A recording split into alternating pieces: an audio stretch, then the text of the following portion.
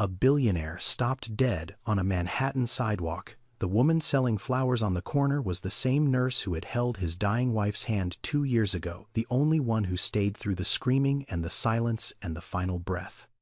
He didn't offer money. He didn't call his driver. He didn't keep walking. He did the one thing no one expected, and it would unravel a secret his dying wife had whispered to that nurse in her last hour, a message meant for him. One that had waited 730 days to be delivered and would change both of their lives in ways neither of them was ready to face. 54-year-old Darnell Okafor lived on the 38th floor of a limestone tower on the Upper East Side of Manhattan. Floor-to-ceiling windows stretched across every wall, framing Central Park like a painting no one had asked for. The art collection alone was worth $3.4 million. Sculptures from Legos, oils from a gallery in Chelsea that Camille had loved, a hand-carved wooden mask from his grandmother's village in Anambra State, mounted above the fireplace like a quiet ancestor watching over an empire built from nothing. The dining table seated 10. Only one chair was ever pulled out. Not his, Camille's chair. Second from the end, left side angled slightly toward the window because she liked to watch the light change over the park while she ate. Nobody sat in it. Nobody moved it. The housekeeper dusted it every Tuesday and Thursday, careful not to shift it even half an inch. Darnell Okafor was the founder and CEO of Okafor Venture Holdings, a real estate and clean energy conglomerate valued at $9.2 billion. He had built it from a one-bedroom apartment in West Baltimore with a borrowed laptop and a business plan scribbled on the back of a church bulletin. 30 years later, he owned commercial properties in 14 cities, solar farms across 3 states, and a development portfolio that reshaped skylines. His watch cost $47,000. His suits were hand-tailored in Milan. His name appeared on Forbes lists and philanthropy galas and the donor walls of 3 universities. None of it mattered. Every morning, at exactly 6:15, Darnell walked 2 blocks to a coffee shop on Lexington Avenue. He ordered the same thing. Oat milk, latte, extra shot cinnamon on top. $6.75. He carried it back to the penthouse, set it on the nightstand on the left side of the bed, Camille's side. He watched the steam rise and curl and vanish. He waited until it went cold. Then he poured it down the bathroom sink. Every single morning. 730 days. He never drank it. He never skipped it. It was the only ritual that still made sense, the only thing that still connected his hands to something that felt like her. Camille Okafor had died 2 years ago. Ovarian cancer, stage 4 by the time they caught it. 7 months from diagnosis to the end. 7 months of treatments that promised everything and delivered nothing. 7 months of watching the sharpest, warmest, most alive woman he had ever known become someone he barely recognized. She had been a pediatric speech therapist before the diagnosis. Worked with children who couldn't form words, who trapped whole worlds behind locked jaws and silent tongues. She had a gift for patience. For waiting. For believing that what couldn't be said yet would eventually find its way out. Darnell had none of those gifts. He had speed. He had strategy. He had the ability to read a room, close a deal, and move on to the next one before the ink dried. That skill had built an empire. It had also kept him in a conference room on the worst night of his life. Camille had said something to him once, toward the end. Something important. He could feel the shape of it in his memory, the weight of it pressing against the inside of his skull like a word stuck on the tip of his tongue. But the actual words were gone. Blurred. Like a song playing in a room he had locked the door to and lost the key. He tried to remember it at night, lying in the dark on his side of the bed, staring at the cold space where she used to sleep. But grief had a way of swallowing the things you needed most and leaving you with the things you wanted to forget. He remembered the last contract he reviewed that night. A $780 million acquisition. He remembered the weight of the pen, the color of the ink, the exact grain of the mahogany conference table where he sat while his wife was dying 11 miles away. He could not remember the face of the woman who held Camille's hand while she took her last breath. He knew someone had been there. A nurse. He had arrived at the hospital too late, pushed through the door of her room and found Camille already still, already gone, already covered in white.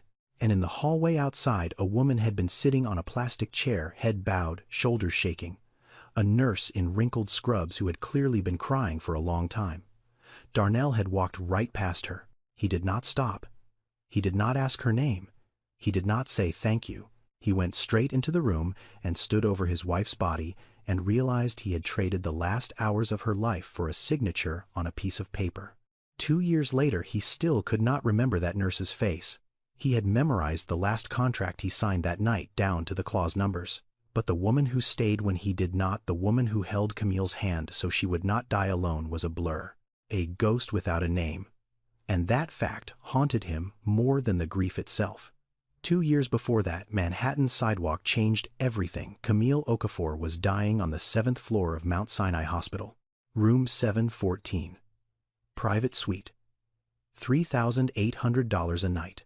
Fresh flowers delivered every morning by a service Darnell had arranged because Camille once mentioned she hated the smell of hospitals. White peonies and lavender. Always white peonies and lavender. The room had a view of the East River. A flat-screen television mounted on the wall that Camille never turned on. A reclining chair in the corner where Darnell was supposed to sit but rarely did. And a narrow hospital bed with rails that clicked up and down, where a woman who once danced barefoot in her kitchen to Stevie Wonder now lay tethered to morphine drips and monitoring wires. The cancer had spread. Liver, lungs, lymph nodes. The doctors spoke in careful language, words designed to soften the unsoftenable. Camille knew. She had always been smarter than the room she was in. The nursing staff rotated in shifts. 4 hours on, 4 hours off. But as Camille entered her final weeks, the rotations thinned. The screaming came at night.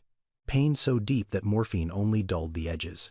She would cry out for hours, her body arching against sheets soaked with sweat, calling for Darnell, calling for her mother who had been dead for 11 years, calling for anyone. One by one, the nurses requested transfers.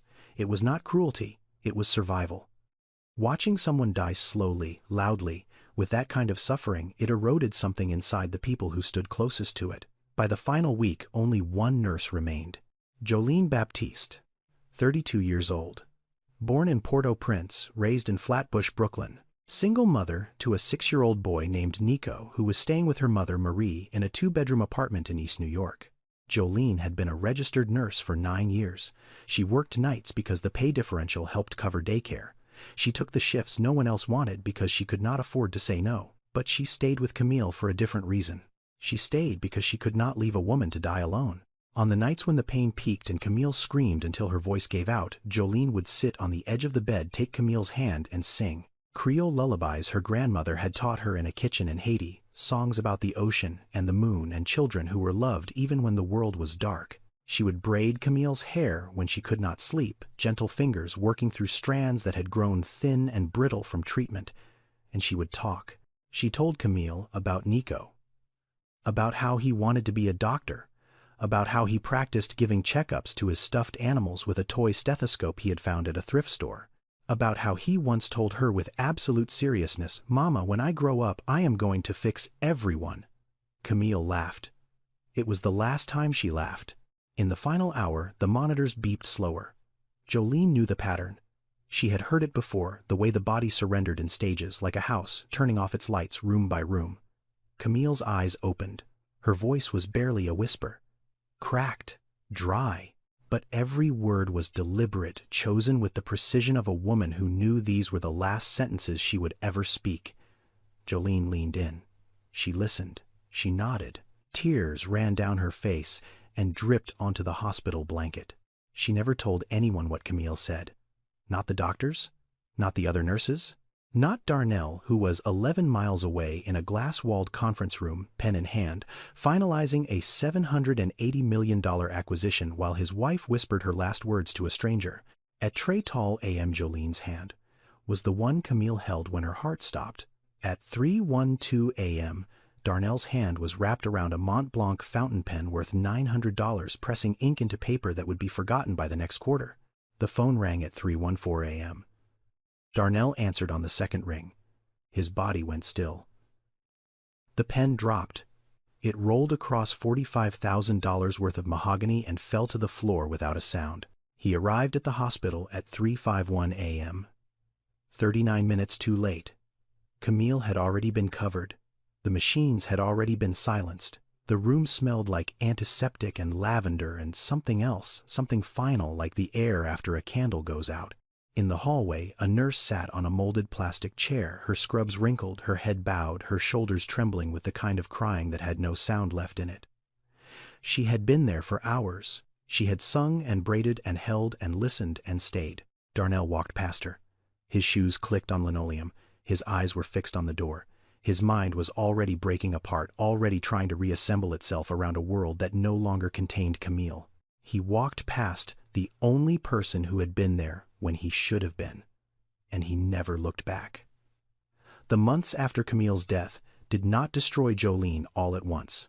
They dismantled her piece by piece, the way water eats through stone, slow and invisible until the whole foundation is gone. She went back to work 3 days after the funeral. There was no choice. Rent was $1,700 a month. Nico needed school supplies. Marie's blood pressure medication cost $240 every refill. Grief was a luxury Jolene could not afford. But the damage had already started. She could not sleep. Every time she closed her eyes, she heard the monitors. The beeping. The silence after the beeping stopped. She heard Camille's voice, that final whisper, the words she had promised to carry and could not set down. Her hands began to shake during blood draws. Her focus drifted mid-shift. She would stand in the medication room holding a syringe and forget for 3 or 4 seconds where she was. 3 or 4 seconds that felt like falling. 8 months after Camille's death, Jolene made a mistake. She miscalculated a dosage, entered 4 milligrams instead of 0.4 on a pain management chart. The patient was not harmed. The error was caught by a pharmacist before administration. But the incident report was filed. The review board convened. And Mount Sinai, the same hospital where Jolene had held a dying woman's hand through the worst night of both their lives, terminated her employment. Effective immediately. No severance, no letter of recommendation. Her nursing license was placed under temporary suspension, 18 months before she could even apply for reinstatement. The word they used was negligence. The word they should have used was exhaustion. 3 months after losing her job, Marie had a stroke. She survived, but the left side of her body went quiet. She could not cook, could not climb stairs, could not watch Nico while Jolene looked for work. The doctor said she needed full-time care. Jolene found a nursing home in Queens, $4,200 a month. Her savings account held $2,340. The math did not work. It never works for people like Jolene. She sold what she could. The couch, the kitchen table. Nico's bicycle, the blue one with the bell that played a little song when you squeezed it. He cried when she carried it out, then wiped his face and said it was okay that he was getting too big for it anyway. He was 7. The apartment went next. Missed rent. Then missed again. The landlord filed eviction papers on a Tuesday. By Thursday, Jolene and Nico were standing in the intake line at a family shelter on West 95th Street with 2 suitcases and a backpack shaped like a dinosaur. Nico looked up at the fluorescent lights, the cinder block walls, the rows of cots separated by hanging sheets. "Mama, is this like a sleepover?" Jolene swallowed something sharp that had lodged in the back of her throat. "Yeah, baby. A really long sleepover." She started buying flowers at 4 in the morning from the wholesale market in Chelsea. Roses, tulips, daisies, whatever was cheapest that day. She bundled them into small bouquets, filled a plastic bucket with water, and carried them on the subway to a corner near Central Park at 72nd and Columbus. She sold them for $5 to $7 each. On a good day, she made $19. On a bad day, $8. On a rainy day, nothing. Nico sat beside her on an upturned milk crate, doing homework on a flattened cardboard box, his pencils lined up neatly in a row because Jolene had taught him that even when the world fell apart, you kept your things in order. Their lunch cost $7.50. 2 sandwiches and a bottle of water from the bodega on the corner. They split the water. 14 blocks south, Darnell Okafor sat alone at a corner table in Per Se. The tasting menu was $350 per person. He ordered wine he did not drink. He watched the candle flicker. He thought about nothing and everything, and the woman whose chair he still could not bring himself to push in. 2 people separated by 14 blocks and 2 years of silence. One drowning in wealth, the other drowning in its absence. Neither knew the other was still carrying the weight of the same night, the same room, the same final breath that had changed both of their lives forever. Darnell Okafor decided to walk. It was the second anniversary of Camille's death, and for reasons he could not explain, he did not want the car, did not want the leather seats, or the tinted windows, or the silence of a driver who knew better than to speak. He wanted pavement under his feet. He wanted noise. He wanted the city the way Camille had loved it, loud and impatient and alive. The late afternoon sun cut sideways through the gaps between buildings on Central Park West, throwing long gold bars of light across the sidewalk. Traffic crawled. A pretzel cart steamed on the corner of 72nd, the smell of warm salt mixing with exhaust and early spring air. Leaves barely green clung to the branches above the park wall like they were still deciding whether to trust the season. Darnell walked south. His coat was cashmere, his shoes were Italian. His mind was in a hospital room 2 years and 1,000 miles behind him. He needed flowers, white peonies, Camille's favorite. She used to buy them every Saturday from a bodega in Harlem when they were young and poor, and sharing a studio apartment with a radiator that clanked like a heartbeat. She would arrange them herself, always the same way. White peonies. One sprig of lavender, crossed on the left side, tucked between the stems at an angle that made no sense to anyone but her. He spotted the flower stand from half a block away. A plastic bucket on the sidewalk. Bundles of roses, tulips, daisies wrapped in cellophane and newspaper. A woman sat behind them on an upturned crate, her jacket thin for March, her hands rough and reddened. Beside her a boy, maybe 7 or 8, lay on his stomach on a flattened cardboard box, drawing with colored pencils worn down to stubs. Darnell stopped. "How much for the peonies?" $7, sir. Just the peonies. Nothing else. She reached into the bucket without looking up. Her fingers moved quickly, practiced pulling stems and shaking off water.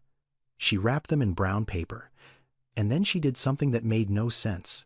She reached into a small jar beside her crate, pulled out a single sprig of lavender and tucked it into the bouquet, on the left side, crossed over the stems. At an angle, Darnell took the flowers, handed her a $50 bill. "Keep it." She looked up to protest. Their eyes met. Jolene's hands stopped moving. Her lips parted slightly. The color left her face like a tide pulling out. She recognized him instantly, completely, the way the body remembers a car accident years after the glass has been swept away. Darnell did not recognize her. He turned to leave, took 2 steps, then 3. The lavender hit him first, not the sight of it, the smell. It reached something deep in his chest, something below language, below thought. A kitchen counter in Harlem, a nightstand in the penthouse, a windowsill where Camille would stand barefoot arranging flowers while humming a song he could never name.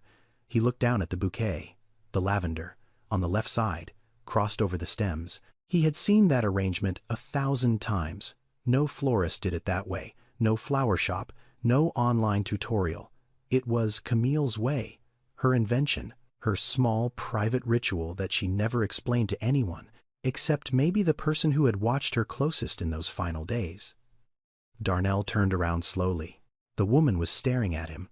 Her eyes were wet but steady. She was not crying. She was holding herself perfectly still, the way a person does when any movement might break something that cannot be repaired. "The lavender," Darnell's voice came out low, almost a whisper. "You put it on the left side, crossed over the stems." She said nothing. "How did you know she liked it that way?" Silence. The boy looked up from his drawing, brown eyes, curious, unafraid. "Mama, do you know this man?" Jolene's hand found the boy's shoulder, a reflex, protective, primal. "Yes, baby. I knew his wife." The word hit Darnell like a fist wrapped in velvet. Wife. Present tense flipped to past in someone else's mouth, and it still cut every single time. He looked at Jolene. Really looked. Past the thin jacket and the cracked hands and the weariness pressed into every line of her face. He looked at the plastic bucket, the cardboard box, the colored pencils worn to nothing, the boy doing homework on a sidewalk because there was nowhere else. And then the memory surfaced. Not her face, her hands. Hands wrapped around Camille's fingers in a hospital bed. Hands that were there at 3:12 a.m. when his were holding a pen. The same hands. now red and split from thorns and cold water and 14-hour days selling $7 bouquets on a Manhattan sidewalk. Something shifted behind his ribs. Not pain this time. Not grief. Something sharper. Something worse. Shame. Darnell did not walk away. He looked at the sidewalk. Dirty. Gum-stained. Cracked. Then he sat down on it anyway, his $5,200 Tom Ford suit pressing into concrete that hadn't been cleaned since winter. His knees cracked. His back protested. He didn't care. He sat next to the bucket of flowers like a man who had forgotten how to stand in the world he'd built and was trying to remember how to sit in someone else's. You were there. That last night, Jolene's jaw tightened. Yes, I came too late. By the time I arrived, she was already gone. And you were in the hallway, sitting on that plastic chair. I walked right past you. I remember, Jolene said quietly. I didn't even ask your name. You had other things on your mind. That's not an excuse. Darnell's voice broke slightly at the edges, like a door that had been closed too hard too many times. That is not an excuse. A taxi honked 3 times in rapid succession. Nico turned a page in his notebook. A petal from a yellow rose broke loose in the breeze and drifted onto the sidewalk between them. I need to know what happened, Darnell said. After that night, to you. How did you end up here? Jolene stiffened. I'm fine, Mr. Okafor. We're fine. You're selling flowers in March with no gloves, and your son is doing math on cardboard. That is not fine. I'm not saying that to be cruel. I'm saying it because I was not there that night and you were. And I think I owe you at least the truth about what happened. Jolene stared at the bucket for a long time. I lost my position at the hospital, she said finally. Made a mistake on a chart. Got let go. Then my mama got sick. Stroke. She needs full-time care now. The bills came faster than I could keep up. We lost the apartment. Been at the shelter on 95th when there's room. This, she gestured at the flowers, is what I can do for now. It's honest. Nico eats every day. We're making it. She said it the way soldiers describe a battle. Flat. Factual. No room for pity, because pity was a luxury she had cut from her life, the same way she had cut everything else that wasn't essential. Darnell heard what she said, but he also heard what she did not say. She did not explain why she lost the position. She did not connect it to Camille. She carried that part of the story like a stone in her pocket, heavy and hidden. He wanted to ask. He almost did. Instead, he asked the question that had lived in his chest for 730 days. Camille. At the end. Did she say anything? The air between them changed. Something tightened. Something old and sacred and fragile. Jolene's eyes closed for half a second. When they opened, they were steady but full. She said something Jolene said carefully. But it wasn't for me to carry. It was meant for you, and I don't think a sidewalk is the right place. Darnell's throat locked. Camille's voice flickered in his head again. Closer now. Clearer. Like someone calling his name from the end of a long hallway, but still not close enough to hear the words. Nico tugged on his mother's sleeve. Mama, this one broke. He held up a daisy with a bent stem, the petals drooping but still white. Then he turned to Darnell and extended it with absolute seriousness. It broke, but it still smells good. You can have it. Darnell took the flower. His hand trembled. Thank you, he said. His voice came out rough. Undone. He looked at Jolene. Let me help. Please. Whatever you need. Jolene shook her head immediately. I didn't stay with your wife, so you'd owe me, Mr. Okafor. I stayed because she needed someone. That's what nurses do. That's what people do. I don't want your money. I don't want a debt repaid. I just want to sell my flowers and take care of my son. Darnell studied her face. Dignity lived there, fierce and unbroken, the same way he'd once seen it in Camille's eyes when the doctors told her the treatment wasn't working and she had simply nodded and asked what time dinner was. He stood up, brushed off his pants, looked at the bucket. How many bouquets do you have left? Jolene blinked. Maybe 30.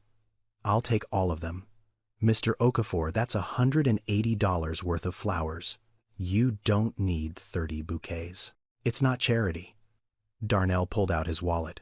Camille loved flowers. Every kind. Consider this, me buying them for her. Jolene opened her mouth, closed it. She looked at Nico, who was watching the exchange with wide, careful eyes. She took the money. Darnell gathered the bouquets in his arms, roses and tulips and daisies and peonies, spilling over his cashmere sleeves, water dripping onto his shoes, petals catching in the March wind. He looked ridiculous. He knew it. A billionaire, standing on a Manhattan sidewalk, holding 30 bouquets of bodega-grade flowers, like a man who had just proposed to an entire city. He had no idea where to put them, but he knew one thing with absolute certainty. He was coming back. Day 3. Tulips and a nod. Darnell arrived at 72nd and Columbus at 8:30 in the morning, the earliest he could slip away from the apartment without his assistant asking questions. Jolene was already there. She had been there since 5:30, 3 hours on her feet before he even woke up. He bought a dozen tulips. She wrapped them without conversation. He said thank you. She said have a good day. He walked 12 blocks north and put them in a vase on the dining table. First flowers in that penthouse in 2 years. Day 7. Sunflowers and a question. How's your son doing in school? Jolene paused mid-rap. Her eyes narrowed slightly the way a person does when kindness arrives from an unexpected direction and they need a moment to decide if it's real. He's doing okay. Likes math. Hates reading out loud. His teacher says he's smart, but quiet. Quiet's not bad, Darnell said. I was quiet. You don't seem quiet. I learned to fake it. She almost smiled. Almost. Day 9. Darnell noticed the hours. Jolene arrived at the corner at 5:30 in the morning. She carried the bucket from the subway 3 trains with a transfer because she couldn't afford a cab. She stood there until 7 in the evening. 13.5 hours. On concrete, in shoes that had been resoled twice. $19 on a good day. Day 11. Roses and something unexpected. Nico showed Darnell a drawing he had made during school. A house with a red door and a garden and a dog. Mama says we can't have a dog right now, Nico explained. But when we get a house, I'm going to name him Biscuit. Why Biscuit? Because biscuits make everyone happy. Darnell laughed. Actually laughed? The sound came out rusty and uncertain like a machine starting up after years in storage. Jolene stared at him, then she laughed too. Short and surprised like she had forgotten she could. It caught them both off guard. Day 14. Darnell noticed the shoes. Nico wore sneakers that had been white once. The sole was separating from the toe on the left one. A rubber band held it together. A kid in the schoolyard had pointed it out, apparently. Called them trash shoes. Nico told his mother about it on the walk home. Jolene's face went tight, controlled. The kind of tight that only a parent knows the rage at a world that punishes your child for being poor, swallowed down because there is nothing you can do about it that a $7 bouquet can fix. But Nico shrugged. I like my shoes, he said. Mama bought them with flower money. Darnell heard that sentence, and something inside his chest cracked along a fault line that had been widening for 2 weeks. Day 14 later. Nico fell asleep at 6 in the evening, slumped over his cardboard desk, cheek pressed against a half-finished math worksheet. His pencil rolled off the edge and landed in a puddle. Jolene picked it up, dried it on her sleeve, placed it back next to his hand. She didn't wake him. She just pulled his hood up and kept selling flowers. Day 18. Rain, not heavy. A cold drizzle that turned the sidewalk dark and the sky the color of old dishwater. Jolene did not come. Darnell arrived at the corner at 8:45. The spot was empty. No bucket, no crate, no Nico, no cardboard, just wet concrete and a gutter running gray. He stood there. He stood there for 25 minutes. His suit jacket soaked through, his shoes filled with water, his phone buzzed 11 times. He answered none of them. When he finally turned around and walked home, dripping through the lobby of his building past a doorman who stared but said nothing, he realized what the feeling in his chest was. It was worry, not the kind of worry he felt when a deal was slipping. Not the boardroom kind, the numbers kind, the quarterly projections kind. This was different. This was older, more human. The kind of worry that sits in the pit of your stomach and whispers, what if something happened and you weren't there? He hadn't felt that specific kind of worry since the night the doctor called with Camille's last scan results. And standing in his penthouse, water pooling on the marble floor, surrounded by 14 days' worth of flowers he had bought from a woman he was only beginning to know, Darnell Okafor understood something he had spent 2 years avoiding. He was not coming back to that corner for flowers. He was coming back because for the first time since Camille died, someone needed him to show up. And for the first time in his life, showing up was the only thing he wanted to do. Darnell found the shelter through the front desk coordinator, a woman named Paulette, who recognized his name and his face, and tried very hard not to stare at his watch while she led him down a hallway that smelled like industrial cleaner and boiled vegetables. The family wing was on the 2nd floor. 6 beds per room, metal frames bolted to the floor, thin mattresses covered in vinyl that squeaked when you moved. 1 window per room painted shut, a plastic bin under each bed for personal belongings. That was it. That was everything. Darnell stood in the doorway of room 2B and felt his lungs tighten. Jolene was lying on the bottom bunk nearest the wall. Her face was flushed, her breathing was shallow and ragged. A damp washcloth sat folded on her forehead, placed there by hands too small to belong to anyone but Nico. The boy sat cross-legged on the floor beside her bed.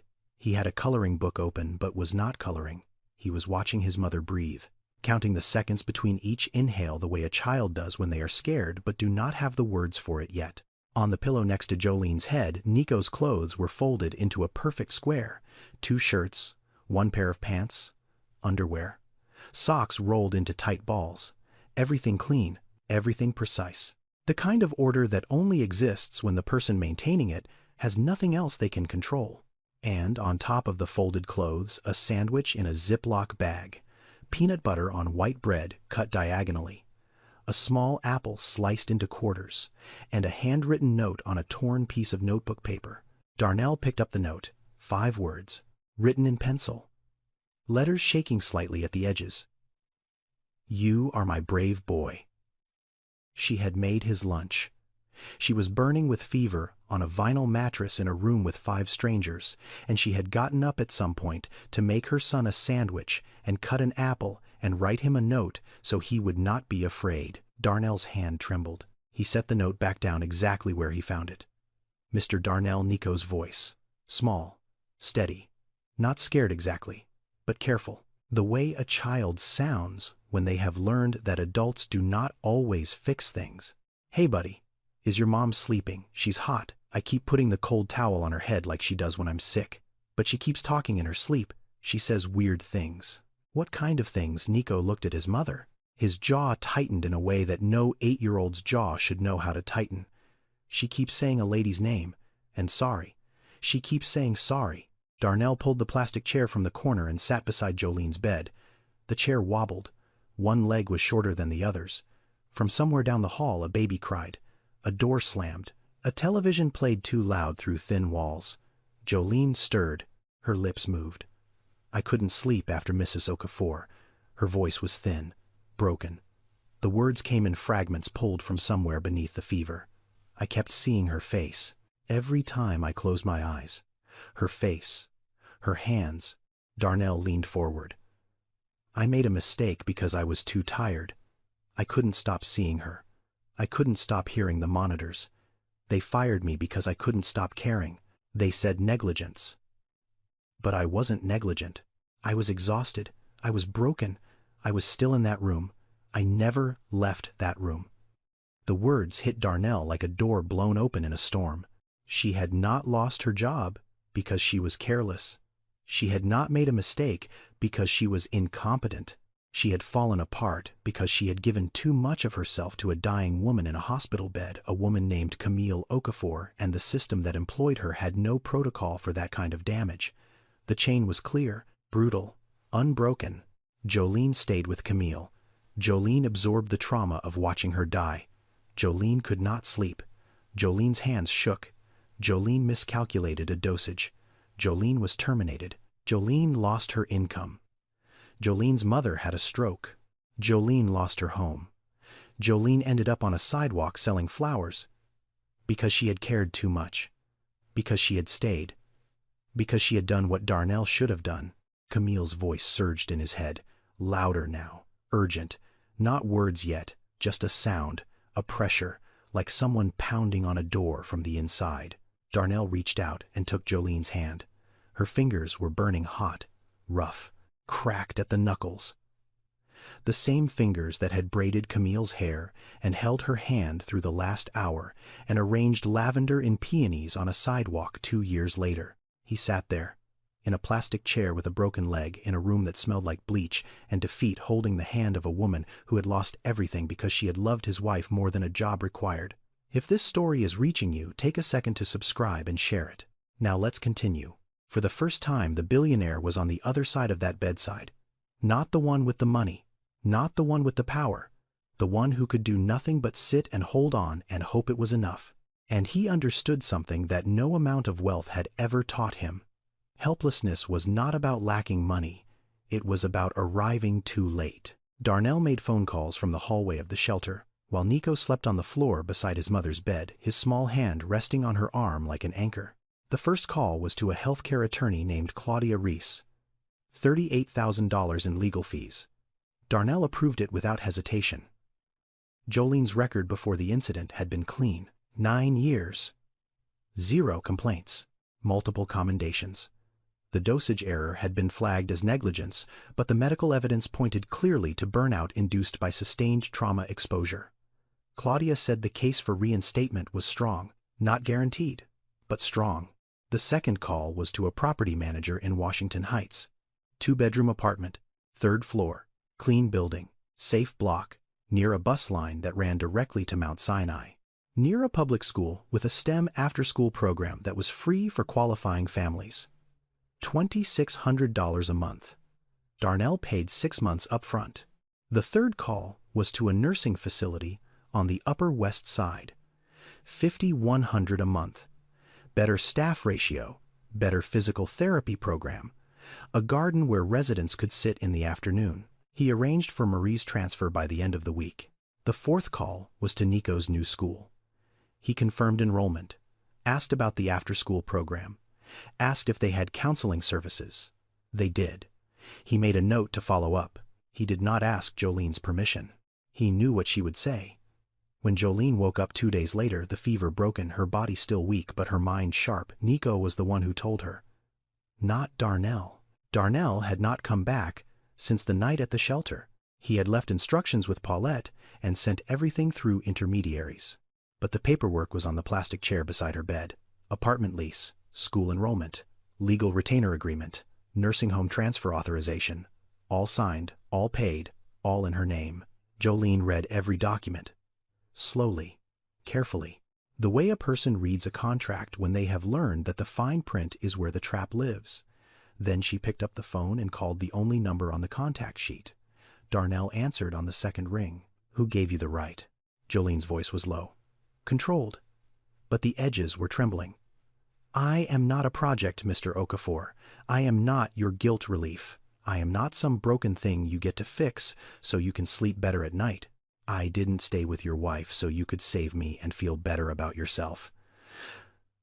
Darnell was silent. She kept going. I have been taking care of myself and my son for 8 years. Alone. No father, no family, no safety net. I have worked double shifts and skipped meals and slept on floors and sold flowers in the cold for $7 a bunch. I did that. Me. And I did not ask for help. Not from the hospital. Not from the city. Not from you. Do you understand? I understand, Darnell said quietly. Then, why did you do this without asking me? Because you would have said no. That is my right. Yes, it is. Silence. Long. Heavy. A siren passed somewhere outside the shelter window. Nico appeared in the doorway. His eyes were wide. Mama, why are you yelling? Jolene's face changed instantly. The anger folded inward, tucked away behind the part of her that was always a mother first. I'm not yelling, baby.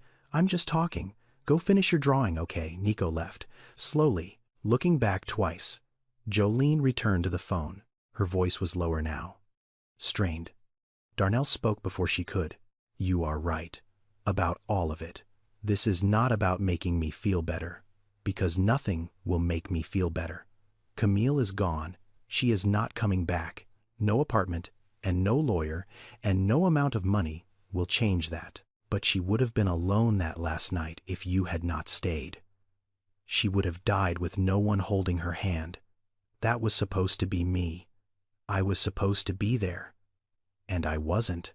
I was in a conference room signing a piece of paper that I cannot even remember now. I failed the only person who ever mattered to me. The least I can do, the very least, is not fail twice. Jolene was quiet for a long time. This doesn't fix what happened, she said finally. No, it doesn't. And I don't owe you gratitude. No, you don't. And if I take this, it's not for me. It's for Nico. Everything I have ever done is for him. I know, Darnell said. I saw it in the sandwich, in the note you wrote, in the way you fold his clothes when you can barely stand. Jolene's breath caught. And for your wife, she said, quieter now, almost a whisper. She asked me to take care of him. I can't do that from a shelter. Darnell's chest seized. She asked me to take care of him. The words landed like stones dropped into still water, rippling outward in directions he could not yet follow. He did not ask what Camille had said. Not yet. Not like this. But the shape of it was forming, slowly. Like a photograph developing in the dark. Okay, Jolene said. For Nico. Only for Nico. And when I get my license back, I pay you back. Every cent. Darnell closed his eyes. Deal. The apartment smelled like fresh paint and new carpet, and the particular kind of emptiness that exists in a space no one has lived in yet. Clean emptiness. The kind that waits to be filled. Jolene stood in the doorway. She did not step inside. Her hand rested on the doorframe, fingers pressing into the wood like she was testing whether it was real. Whether it would hold. Whether the floor would drop out from under her if she trusted it. Nico had no such hesitation. He burst past her like a horse out of a gate, his sneakers squeaking on the laminate floor, his backpack bouncing against his shoulder blades. He ran to the kitchen first, opened the refrigerator, closed it, opened it again. Mama, it's cold inside. That's what refrigerators do, baby. I know, but it works. Like it really works. He ran to the bathroom, turned on the faucet, turned it off, turned it on again. Hot water, Mama. Then the light switch. On, off, on, off, on. Mama. The light works when I push it. Jolene's hand was still on the doorframe. Her knuckles had gone white.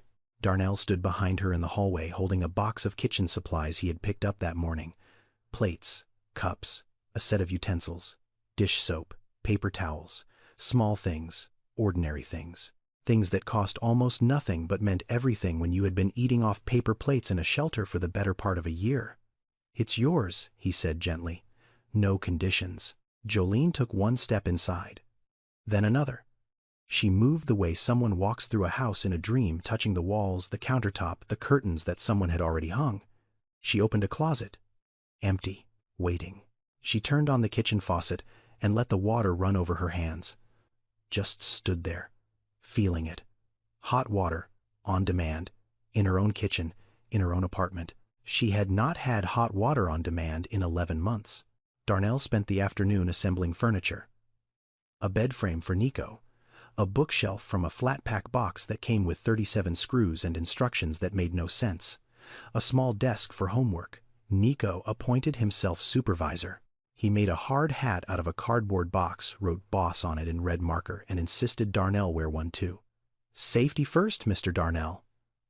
Darnell put on the cardboard hat. It sat crooked on his head, too small, ridiculous. He hadn't laughed like that since Camille. Jolene started her burnout recovery program the following Monday. 3 sessions a week. Cognitive behavioral therapy.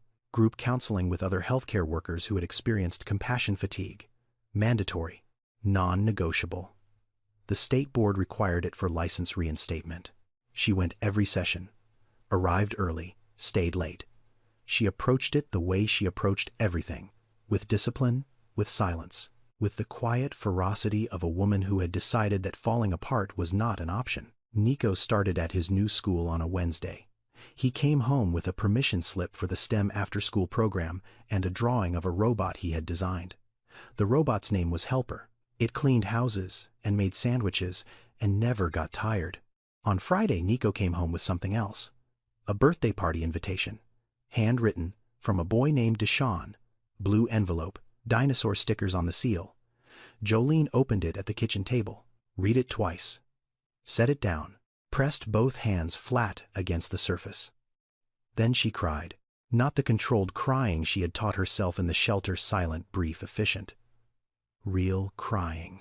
The kind that comes from somewhere deep and old and full of every moment you held yourself together because your child was watching and you couldn't afford to break.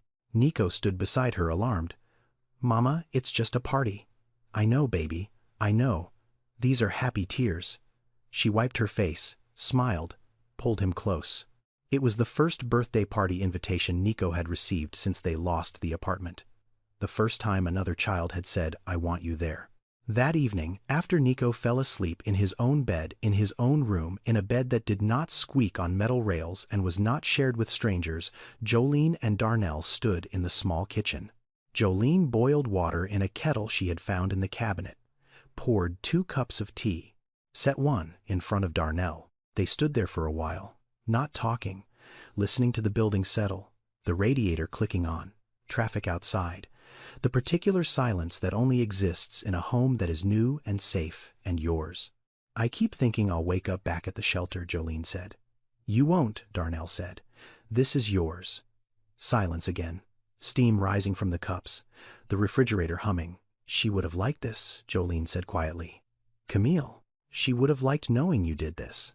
Darnell swallowed hard. His throat locked the way it always did when someone said her name out loud. She would have liked knowing you did what you did, he said. That night, every night before it, Jolene looked at her tea, wrapped both hands around the cup. Her eyes were full but steady. She was easy to love, Mr. Okafor. That's the part nobody tells you about that job. The dying ones. Sometimes they're the easiest to love. And that's what breaks you. Darnell nodded. He did not trust himself to speak. Somewhere in his chest, behind the grief and the guilt and the quiet warmth of standing in a kitchen that smelled like fresh paint and peppermint tea, Camille's voice stirred again, clearer now, close enough to almost hear. Like someone standing just outside a door waiting to be let in. But not yet. Not yet. 3 months later, the apartment smelled like jollof rice, and something sweet and fried that Darnell could not name but had learned to love. Jolene's griot. Pork shoulder marinated in citrus and Scotch bonnet fried until the edges went dark and crisp. She made it every Friday now. Nico's favorite. Darnell brought the rice, his mother's recipe, tomato paste habanero, smoked paprika bay leaves, and a patience he did not possess for anything else in his life. They ate at the kitchen table. All 3 of them. Nico talked about his science project. A volcano that erupted baking soda and vinegar.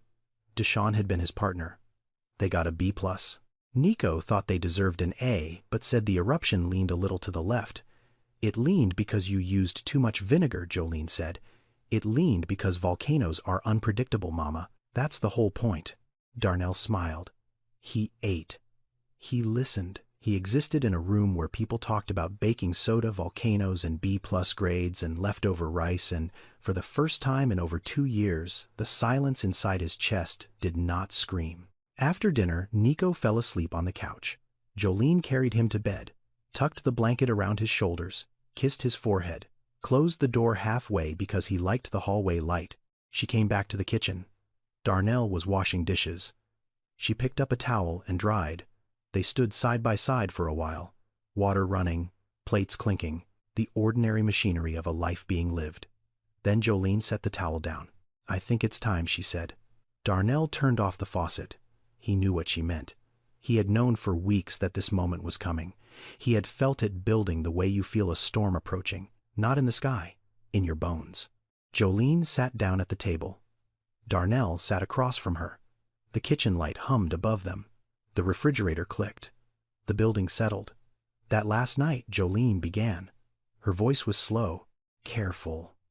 Each word placed like a foot on ice. Your wife woke up around 2 in the morning. She had been asleep for hours. The morphine was high. I didn't think she'd open her eyes again, but she did. She looked at me. And she was clear. I mean, really clear. Like the fog had lifted just long enough for her to say what she needed to say. Jolene paused. Her hands were folded on the table. Her knuckles were no longer cracked. But the memory still lived in her fingers. She said, "Tell Darnell something for me." Darnell stopped breathing. She said, "Tell him don't let the money make him forget how to love." The words landed in the kitchen like stones dropped from a great height. Tell him to find someone who needs him. Not his money, not his name, just him. Jolene's voice trembled but held. Tell him grief is not loyalty, living is. Darnell's hands were flat on the table. His jaw was locked. His eyes were open, but he was not seeing the kitchen anymore. He was seeing a hospital room, a bed, a woman who had known she was dying and had spent her last breath not saying goodbye but giving him permission. Grief is not loyalty. Living is. The door he had locked for 2 years finally opened. And her voice filled the room, not as a ghost, not as a memory, as permission, clear as water, warm as the hand that used to touch his face in the morning and say, "You're going to be late, but I love you anyway." Jolene wiped her eyes. She said one more thing. "Not to you. To me." Darnell looked up. She held my hand. And she said, "Take care of yourself, sweetheart. Promise me you won't give so much that there's nothing left." The irony sat between them like a broken thing neither could fix. Camille had asked Jolene to protect herself, and Jolene had done the exact opposite. She had given everything. Her sleep, her steadiness, her career, her home. She had given until there was nothing left, and the system that should have caught her had let her fall. Darnell tried to speak. His mouth opened. Nothing came out. His throat had closed, completely sealed shut, by something that had been building for 730 days. Then it broke. He cried. Not the controlled kind, not the boardroom kind where you clench your jaw and blink and move on. This was the kind of crying that comes from the floor of yourself, from the basement of every loss you refused to look at. Every morning you poured cold coffee down the sink. Every night you lay in the dark and pretended the empty side of this bed didn't scream. He cried for Camille, for the night he missed, for the words he never heard, for the chair at the dining table that no one sat in, for the woman who had loved him enough to spend her last breath telling him to keep going. Jolene did not move. She let him. She understood what this was. She had been here before on the other side of this kind of breaking, and she knew that the only thing you could do was stay. A door creaked. Small footsteps on the hallway floor. Nico appeared in the kitchen doorway. His pajamas had rockets on them. His eyes were half closed, still foggy with sleep. He did not ask what was wrong. He did not speak at all. He walked to Darnell, climbed into his lap, wrapped his arms around the man's neck, and held on. He smelled like soap and peanut butter and something Darnell could not name. Safety, maybe? Or trust? Or the particular warmth of a child who has decided without logic, without conditions, without explanation, that you are someone worth holding on to. Darnell wrapped his arms around the boy, his face buried in Nico's shoulder, his body shaking, and in that kitchen, in that apartment, in that moment, Camille's voice went quiet. Not because it was gone, but because it had finally been heard. Grief is not loyalty. Living is. 1 year later, Darnell Okafor stood at a podium in a ballroom at the Waldorf Astoria. 400 people in the audience. Investors, hospital administrators, politicians, journalists, philanthropists in evening gowns and tailored suits, holding champagne glasses and name tags, and the particular expression of polished interest that wealthy people wear at charity events. Darnell wore a dark suit, no tie. He had stopped wearing ties 6 months ago. Camille had always hated them, said they made him look like he was trying too hard to be someone he wasn't. Behind him a screen displayed 5 words in white letters on black. The Camille Okafor Foundation. He gripped the edges of the podium, looked out at the room, then spoke. "We celebrate doctors," he said. "We build statues for generals and politicians. We name buildings after CEOs and donors who write checks large enough to put their names on walls. But the nurse who holds your mother's hand at 3 in the morning when no one else will? The aide who cleans up after the worst hours of someone's worst day? The caregiver who absorbs your family's grief so you don't have to carry all of it alone?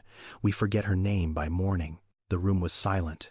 This foundation exists because one nurse stayed. One nurse held my wife's hand on the night she died. She sang to her. She braided her hair. She stayed when everyone else left. And the system that employed her punished her for it. She lost her job. She lost her home. She lost everything, not because she failed at her work, because she cared too much. And the system we built has no protocol for that kind of damage. He paused. The Camille Okafor Foundation for Healthcare Workers will provide emergency financial support, mental health services, and legal advocacy for nurses, aides, and caregivers who have been broken by the weight of caring for others. $12 million in initial funding. No applications. No bureaucracy. No forms that make you prove you're suffering enough to deserve help. Just support extended with dignity to people who gave everything and got nothing in return. He looked at the front row. Jolene sat there. She wore a navy blazer she had bought with her first paycheck from Mount Sinai, where she now worked in patient advocacy, the same hospital that had fired her 2 years ago. Nico sat beside her in a small gray vest and new shoes. He was drawing in a notebook. Robots. Always robots. And I want to introduce the co-director of this foundation, Darnell said. Because I don't need another executive. I don't need another consultant with a degree and a spreadsheet. I need someone who has lived it. Someone who knows what it feels like to give everything you have and watch the system forget you exist. Jolene Baptiste. Jolene stood. The room applauded. She did not wave. She did not smile the way people smile at galas. She stood straight, her hand on Nico's shoulder, and she nodded once. The nod of a woman who had earned her place not through connections or credentials but through survival. After the speeches, after the handshakes and the photographs and the champagne toasts, Darnell found them outside near the fountain in front of the hotel. Nico was throwing pennies into the water. Mr. Darnell. Yeah, buddy, does this mean more mamas like mine won't have to sell flowers? Darnell knelt down. Eye level, the way he always did with Nico now. That's exactly what it means, little man. Nico thought about this, nodded, then tilted his head. Good. Because Mama's flowers were pretty, but she's prettier when she's not tired. Jolene pressed her hand over her mouth. Her eyes filled. She turned away, then turned back, let the tears fall openly. Darnell put his hand on Nico's head, and for a moment in front of a fountain filled with pennies and wishes, everything was exactly right. On a Sunday morning, in early October, Darnell Okafor walked through the Chelsea flower market with a nurse and a 9-year-old boy. The market was loud. Vendors shouting prices, water splashing on concrete. The smell of cut stems and wet soil and something green and alive. Buckets of roses and orchids and lilies lined the aisles like a parade of color. Jolene knew this place.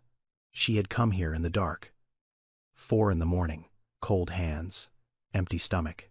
Buying whatever was cheapest, stuffing bundles into a plastic bucket, hauling them on the subway to a corner where she would stand for 13 hours and sell them for $7 each. Now she walked through the same aisles in daylight. Nico held her hand. He pointed at everything. Those are big, he said, gesturing at a bucket of sunflowers. You want some. They always look happy. Even when it's raining. She bought him 3 sunflowers. He carried them like a torch petals, bouncing with each step. Darnell found the peonies, white ones. He asked the vendor for a sprig of lavender, tucked it in himself, left side, crossed over the stems. The way Camille liked. They drove to the cemetery in Westchester. Quiet ride, windows down, October air cool and clean. Camille's headstone was simple, white marble, her name, the dates, and underneath a line she had chosen herself before she died. I was here. I was loved. That was enough. Darnell set the flowers down. White peonies and lavender. He knelt on the grass, pressed his palm flat against the stone. I heard you, he said. His voice was quiet, steady. Finally. I heard you, Camille. I'm living. I found someone who needed me. Not my money. Not my name. Just me. You were right. You were always right. Jolene stood behind him. She did not speak. She placed her hand on his shoulder. Light, steady, present. Nico stepped forward. He set one sunflower on the grave. Carefully, the way a child handles something precious. For Mrs. Camille, he said. Mama says she was really nice. Darnell closed his eyes. The wind moved through the trees. Somewhere in the distance, a church bell rang. The people who care for us in our darkest hours are rarely the ones we remember to care for in return. Jolene Baptiste held a dying woman's hand and lost everything. Darnell Okafor built an empire and lost the only thing that mattered. But when they found each other again on a sidewalk surrounded by flowers, they discovered something that no amount of money could buy and no amount of grief could destroy. Kindness does not expire. Debts of the heart do not have deadlines. And the greatest thing wealth can purchase is not comfort. It is the chance to repay what money could never measure. Camille's last words had not been a goodbye. They had been a blueprint. Grief is not loyalty. Living is. And finally, 2 years, 1,000 flowers, and one sidewalk later, they were all living. A billionaire, a nurse, and a little boy walking through a flower market on a Sunday morning, each carrying a bouquet, each carrying a second chance, each carrying the quiet proof that love outlasts everything, even death. Thank you for watching. If this story moved, you take a moment to subscribe, share it with someone who needs to hear it, and remember the people who care for you deserve to be cared for too. See you on the next one.